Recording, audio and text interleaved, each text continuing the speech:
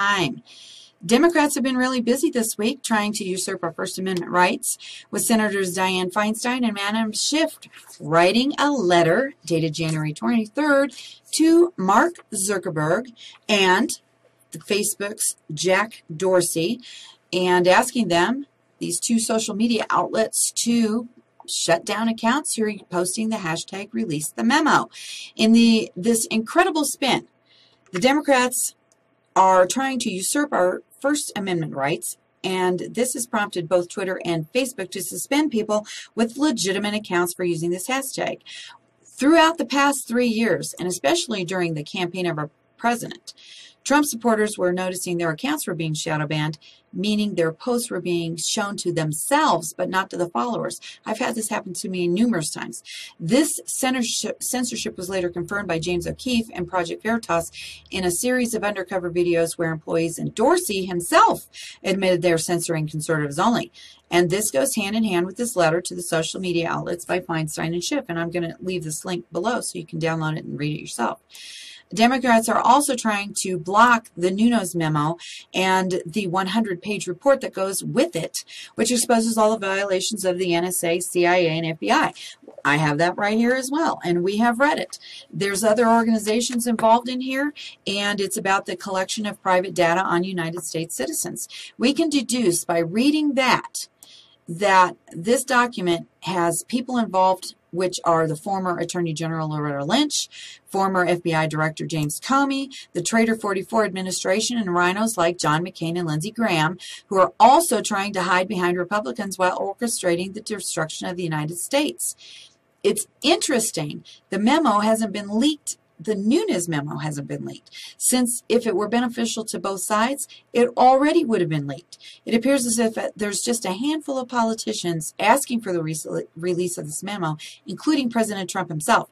Speaking of Lindsey Graham, he and Chuck Grassley sent letters to 6 Democrats involved in the creation of the fake Russian dossier on President Trump.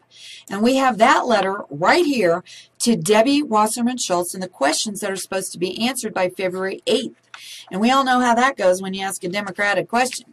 As you're aware, the last time Democrats were required to answer questions, they refused. And then, after being subpoenaed, they ignored that too and didn't even show up for the hearing in front of the House Ethics Committee. Most likely won't show up for this either, and those answers won't be given.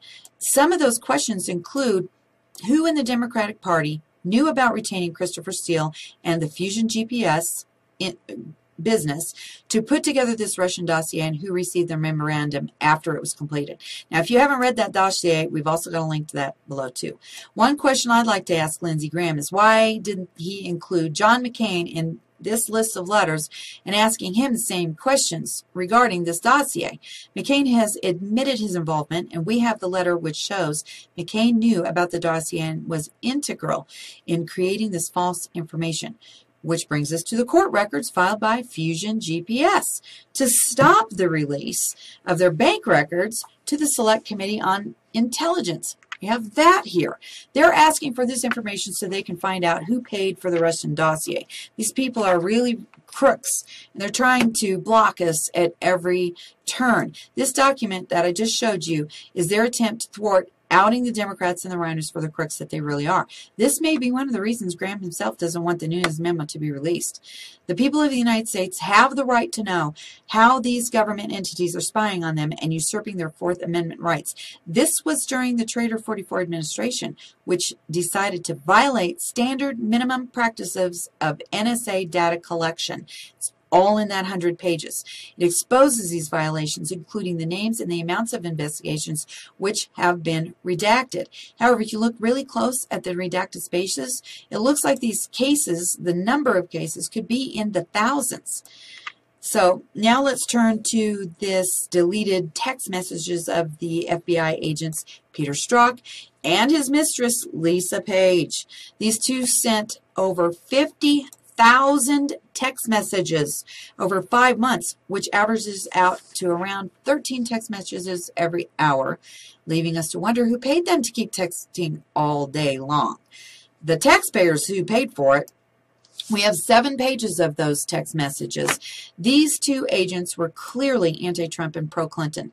Strzok, working in Mueller's office, investigated the Clinton email scandal, and now we know what happened there. Plus, Strzok's father was the director of Catholic services in Haiti and involved in the Trader 44 administration during the Haitian crisis, which left the country devastated and the Clintons even richer. After the re-election of Trader 44, Strzok was promoted to the second most powerful position at the FBI. He's the one who let Hillary off the hook. He also worked on the Russian collusion investigation for 3 months under Mueller until he was booted off. And for those of you who are skeptical about the special counsel Robert Mueller working for the Trump administration and exposing these deep state crooks, we've got the WikiLeaks proof, which has the leverage that President Trump is using to ensure Mueller's cooperation with the takedown of this huge corruption circle with the Democrats at the center. And here it is. In this post, Mueller went to Russia to deliver a sample of the weapons-grade yellow cake uranium to the Federal Security Bureau of the Russian Federation, which replaced the KGB. It's kind of similar to the CIA, FBI, and Homeland Security all rolled in one. Now, this is the leverage Trump has over Mueller and with this Russian collusion. Can we say treason? We believe that Trader 44 administration is about ready to be exposed for his part in the Uranium One scandal and all these collusion and treason events that are unfolding before our eyes. This is only because President Trump is successfully draining the swamp.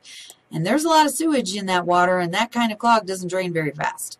So, of course, we can't leave out U.S. Attorney General Jeff Sessions, who threatened 23 sanctuary cities this week with subpoenas, which would force them to answer questions regarding their blatant disobedience of the federal laws.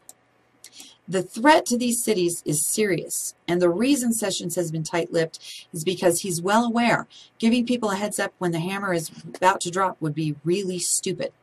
We've also discovered DACA is not an executive order.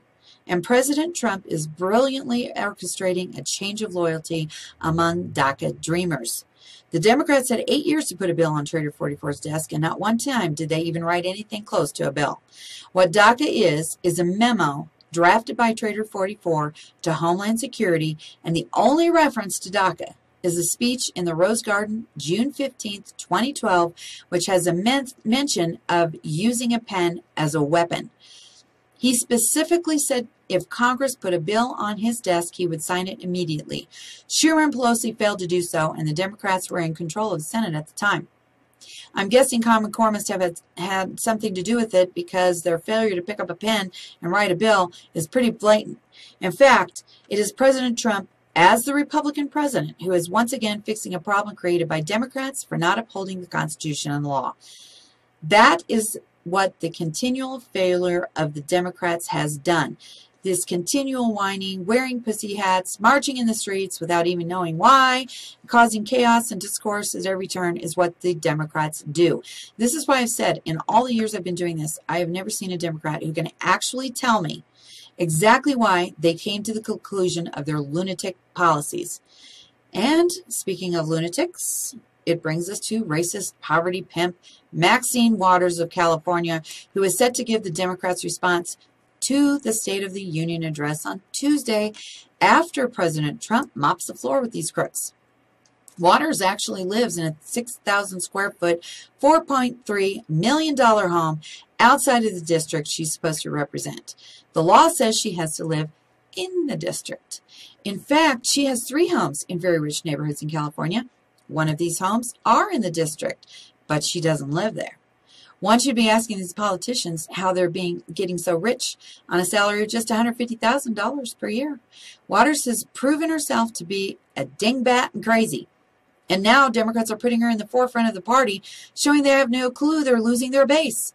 Putting this person, who is clearly unstable, as the face of the Democratic Party shows us the direction they're moving.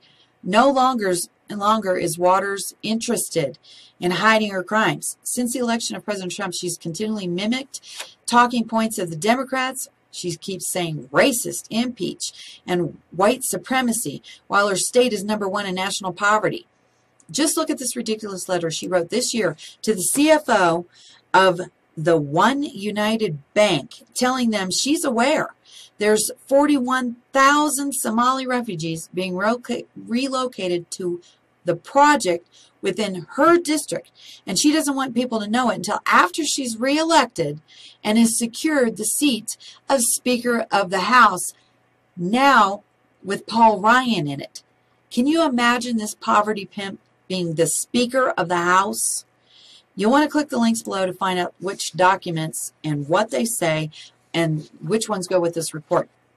We're about the truth here, and we want you to read these documents for yourself.